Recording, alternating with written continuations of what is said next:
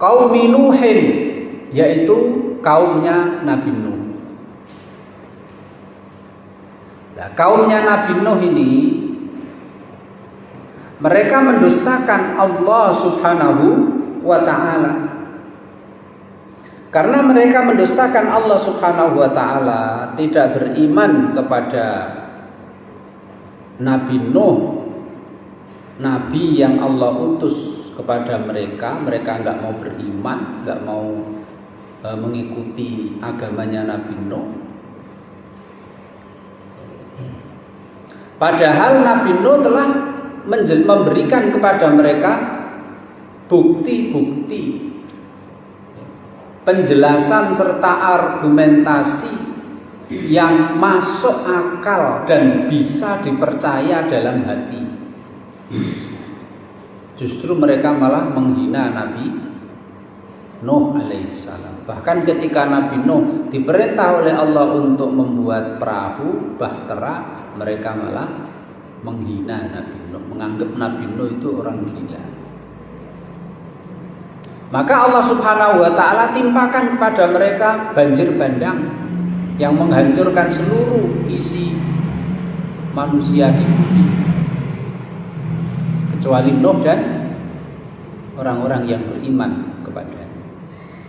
Allah Subhanahu wa ta'ala dalam surat Al-A'raf ayat 64 Allah berfirman, fakadzabuhu fa'aghraqnal ladzina kafaru biayatina innahum kanu qauman 'amin. Maka mereka kaumnya Nabi Nuh mendustakan Nabi Nuh, maka kami tenggelamkan kaumnya yang telah mendustakan ayat-ayat atau tanda kebesaran Allah. Sesungguhnya mereka adalah kaum yang melanggar atau melampaui batas. Wa'adin, apakah belum datang kepada mereka berita kaum Ad, di mana Allah Subhanahu wa ta'ala mengutus Nabi Hud kepada mereka. Mereka tidak mau beriman, tidak mau mengikuti Nabi Hud alaihissalam. Maka Allah Subhanahu wa ta'ala menimpakan azab kepada mereka. Dalam surat Al-Haqqah ayat 6 sampai 8 Allah berfirman, wa amma 'adun fa uhliku birihin sarsarin 'atiyah sakharaha 'alaihim sab'a layali wa thamaniyata ayyamin husuman fataral qauma fiha sar'a ka'annahum a'jazu nakhlin khawiyah. Allah memberi mereka badan yang besar, kuat, sehingga mereka mampu membuat tenda-tenda yang kuat dengan pasak-pasak yang kokoh. Ketika mereka durhaka tidak mau mengikuti Nabi Hud yang telah Allah utus kepada mereka, maka Allah mengirimkan kepada mereka angin puting beliung yang Allah Subhanahu wa ta'ala datangkan kepada mereka, berhembus menerbangkan mereka selama 7 samaniyata ayyamin, sab'a layali wa thamaniyata ayyamin, 7 siang 7 malam, 8 siang 7 malam. Badan mereka yang kuat terhempas, terbang, terpelanting tinggi, kemudian jatuh, hancur, berantakan. Itu hukuman yang Allah berikan kepada kaum Ad. Wa Samuda, dan juga kepada hukuman yang Allah berikan kepada kaum Samud, di mana Allah Subhanahu wa ta'ala mengutus Nabi Soleh kepada mereka.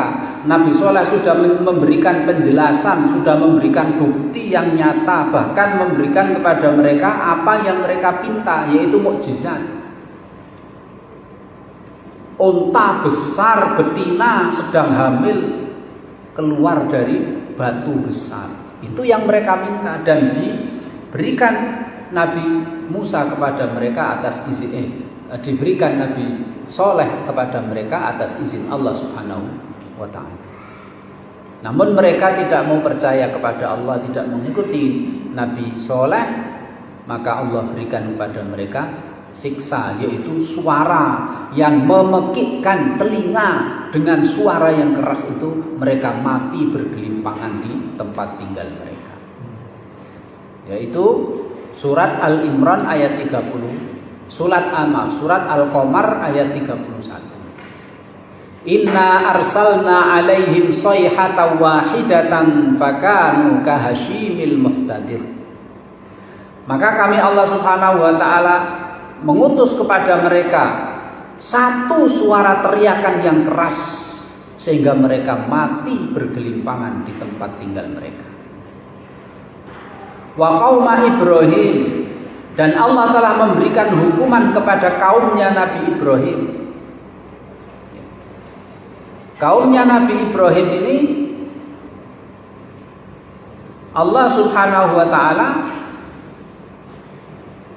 berfirman dalam surat An-Nahl ayat 26, Allah Subhanahu wa taala berfirman, "Wa qad makaral ladzina min qablihim fa'atallahu bunyanahum minal qawaidi fa kharra 'alaihim saqfu min fawqihim wa atahumul 'adzabu min haitsu la yash'urun."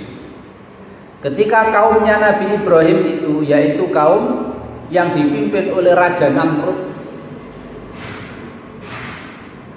malah Nabi Ibrahim ditantang untuk didebat, siapa Tuhanmu? Nabi Ibrahim bilang, Tuhanku lah yang menghidupkan dan mematikan. Namrud bilang, aku juga bisa menghidupkan, mematikan. Akhirnya dipanggil dua budak, yang satu dibunuh, yang satu dibiarkan. Raja Namrud bilang, ini aku juga bisa menghidupkan, mematikan. Itu yang saya biarkan hidup, berarti saya hidupkan. Yang saya bunuh pakai pedang saya ini, berarti saya matikan. Kemudian Nabi Ibrahim alaihissalam mengatakan, tapi Allah Subhanahu wa taala mampu menjadikan matahari terbit dari timur, tenggelam di arah barat. Coba kamu balik, terbitkan dari barat, tenggelamkan di arah timur. Fabuhital ladzi kafar, kemudian di antara siksaan Pak yang Allah berikan kepada Namrud, Allah Subhanahu wa taala memasukkan lalat. Ya, ada yang bilang nyamuk, ada yang bilang lalat masuk ke telinga, Pak. Masuk ke telinga terus masuk ke kepala, entah di sebelah mana di kepala itu. Teriak terus, kesakitan terus. Tapi kalau dia dipukul pakai palu, lega, Pak, lega sedilok. Nanti sakit lagi. Jadi setiap hari itu dipukuli terus kepalanya.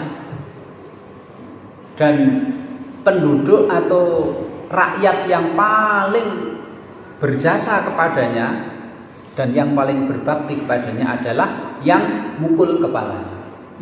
Jadi kalau mau memberikan hormat kepada dia, ambil palu, pukul kepalanya. Lega sedulu sebentar, kemudian umat lagi sampai mati. Kemudian kampungnya Pak, kotanya Allah Subhanahu wa taala jadikan kotanya itu roboh. Roboh. Gedung-gedung yang mereka bangun, rumah-rumah yang mereka bangun tinggi, Allah jadikan roboh menimpa mereka. Itulah firman Allah Subhanahu wa taala, fa'atahumullahu bunyanahum minal qawaidi fa kharra 'alaihimus saqfu min fawqihim wa atahumul 'adzabu min haitsu la yash'urun. Allah jadikan roboh, kemudian menimpa mereka. Itu siksa yang Allah berikan kepada kaum Ibrahim, kaumnya Nabi Ibrahim. Wa ashaba Madyan, dan juga hukuman yang Allah berikan kepada penduduk Madyan. Nah, penduduk Madyan ini Bapak Ibu dikirimi atau diutus kepada mereka seorang nabi namanya Nabi Syuaib untuk mendakwai mereka. Tapi mereka Pak tidak mau mengikuti ajakan Nabi Syuaib, tidak mau masuk agamanya Nabi Syuaib, tidak mau menyembah Allah Subhanahu wa taala. Khusus Nabi Syuaib ini Pak, kaumnya Allah beri 3 macam hukuman. Jadi hukuman yang Allah berikan kepada kaumnya Nabi Syuaib, yaitu penduduk Madyan, lebih banyak daripada yang Allah berikan kepada penduduk negeri lain. 3 macam. Ketika Allah Subhanahu wa taala mengabarkan kepada kita dalam surat Hud ayat 87, Pak. Mereka diajak Nabi Syuaib untuk mengikuti agama yang dibawa, menyembah Allah. Ternyata apa yang mereka katakan dalam surat Hud ayat 87. Asolatuka ta'muruka an natruka ma ya'budu abauna au an naf'ala fi amwalina ma nasha innaka la antal halimur rasyid. Hei Syuaib, apakah agamamu, apakah Tuhanmu menyuruh kamu agar kamu memerintahkan kita untuk meninggalkan apa yang disembah oleh nenek moyang kita dan melarang kita untuk menggunakan harta yang kita miliki semau kita. Hei Nabi Syuaib yang terkenal halim, lemah lembut dan rasyid, bijaksana. Hei orang yang lemah lembut, hei orang yang bijaksana, apakah agamamu itu yang menyuruh kamu agar kamu melarang kita untuk menyembah apa yang disembah oleh nenek moyang kita dan melarang kita menggunakan harta semau kita? Ketika mereka mentang-mentang seperti itu, Pak, Allah Subhanahu wa taala timpakan kepada mereka satu siksa, yaitu dalam surat Hud ayat 94. Walamma jaa amruna najjayna Syu'aiban walladzina amanu bi rahmatin minna wa akhadatil ladzina dzalamu shayhatu fa asbahu fi diyarihim jasimin. Ketika datang putusan kami, yaitu untuk menghukum kaumnya Nabi Syuaib, kami selamatkan Nabi Syuaib dan orang yang beriman kepadaku Allah dengan rahmat kasih sayang dari kami Allah. Dan orang-orang yang zalim tidak mengikuti dia akan menerima hukuman, yaitu berupa teriakan yang keras, fa asbahu fi diyarihim jasimin, sehingga mereka bergelimpangan di tempat tinggal mereka. Itu hukuman yang pertama, Pak. Allah berikan pada mereka teriakan yang keras. Kemudian yang nomor 2, ketika mereka mau mengusir Nabi Syuaib dari Madian, surat Al-A'raf ayat 88. Lalu khrijannaka ya Syuaibu walladzina amanu ma'aka min qaryatina aw la ta'udunna fi millatina. Hei Syuaib, pilih, kamu kita usir dari kampung ini, kota ini, karena kota ini adalah kota nenek moyang kami. Kamu buat ajaran yang aneh-aneh. Pilih, kamu pergi meninggalkan kampung ini atau kembali memeluk agama nenek moyang kamu. Ketika mereka seperti itu, Pak, mengancam Nabiullah Syuaib alaihi salam, maka Allah menurunkan siksa yang kedua. Wa qala al-mala'u alladziina kafaru min qaumihi la in taba'tum Syuaiban innakum idzal la khasirun fa akhadathumur rajfatu fa asbahu fi darihim jasimin. Surat Al-A'raf ayat 91.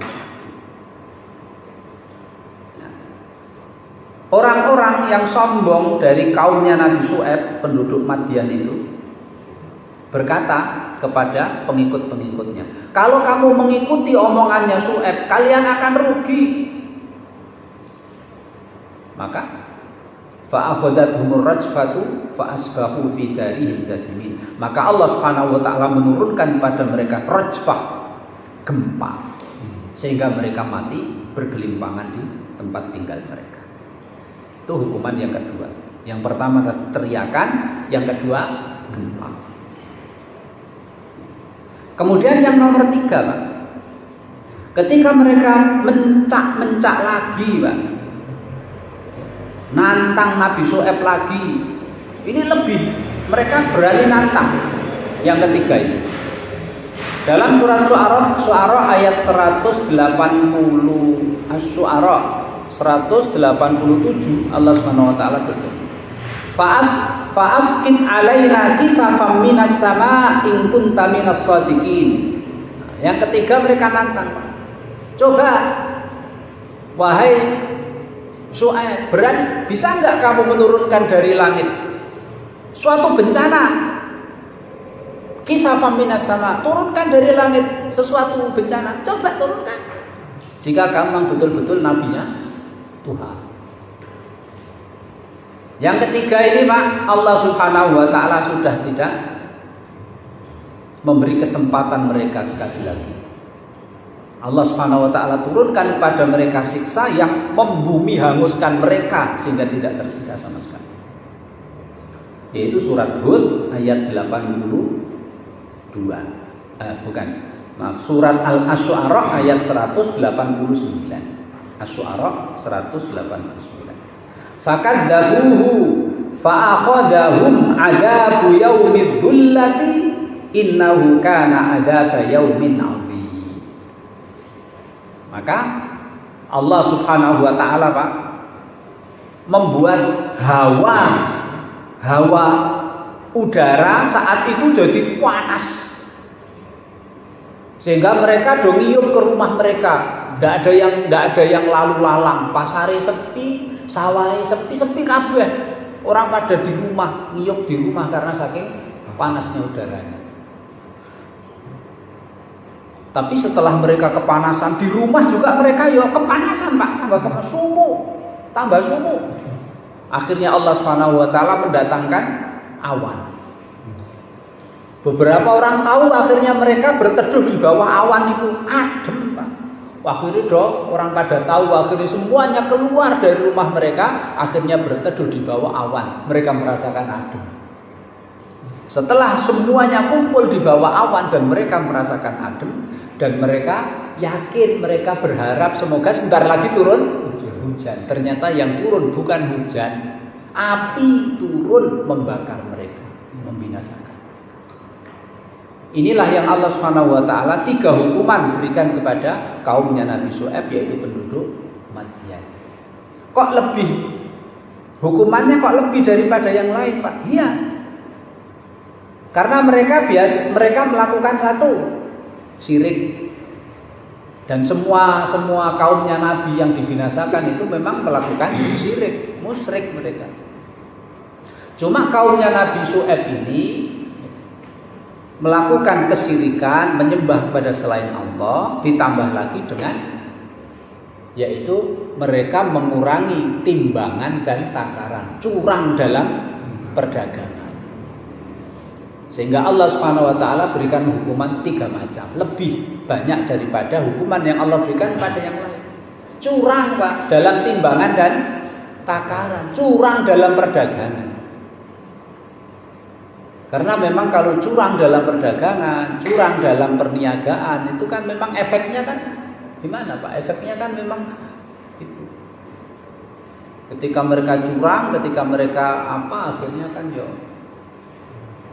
sing sugih jadi semakin sugih, sing melarat semakin melarat. Makanya sampai sahabat Ali radhiyallahu taala mengatakan, kalau seandainya kefakiran, kemiskinan itu berupa orang, saya perangi, tak kalahno orang itu. Karena kefakiran itu bisa-bisa nanti mendekatkan orang kepada kekafiran, kan, Pak. Sehingga sahabat Ali mengatakan, kadal fakru ayyakuna kufra. Jadi kefakiran itu bisa menyeret orang menjadi kafir. Nah, itu kan terjadi kan, Pak, di sebagian saudara-saudara kita itu. Hanya dapat bantuan ini, bantuan itu sedikit, akhirnya berbuat dolim, yaitu murtad, meninggalkan agama Islam, masuk agama selain agama Islam. Kalau kecurangan kan begitu, Pak. Dan kalau kecurangan atas curang, istilahnya pedagang besar sana curang, nanti ke bawah juga semakin curang. Lah kulaan contoh Pak ya, kulaan gula pasir, gula putih itu ya, belinya 1 kintal lah. 1 kintal itu kan sakjane kan 100 kilo. Nah, ternyata ditimbang mung 95 kilo. Nah, dia mau jualan eceran, dipaske sekilo apa rugi lah Pak. Akhirnya nah itu. Kalau dari atasnya sudah curang akan menyebabkan ke bawah keecerannya juga curang. Nah, belum lagi Ihtikar itu menimbun Pak ya, menimbun. Cuma menimbun ini dia beli barang di pasar, dibeli semuanya, kemudian dia tahan.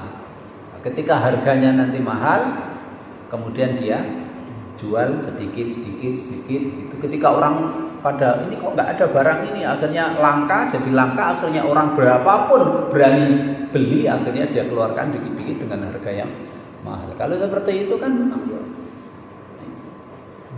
Nah, inilah karena kecurangan dalam dagangan inilah makanya Allah beri hukuman kaum Nabi Syuaib, yaitu menurut Matian hukuman 3 macam lebih daripada yang Allah berikan kepada kaum yang lain. Wal mu'tafikat, dan hukuman yang Allah berikan kepada kaum atau kampung-kampung yang mu'tafikat, yang dihancurkan, yang dibinasakan, yaitu kaumnya Nabi Lut alaihissalam. Surat Hud ayat 82 Allah berfirman, "Falamma jaa'a amruna ja'alna 'aliyaha safilaha wa amtarna 'alaiha hijaratan min sijilin mandud."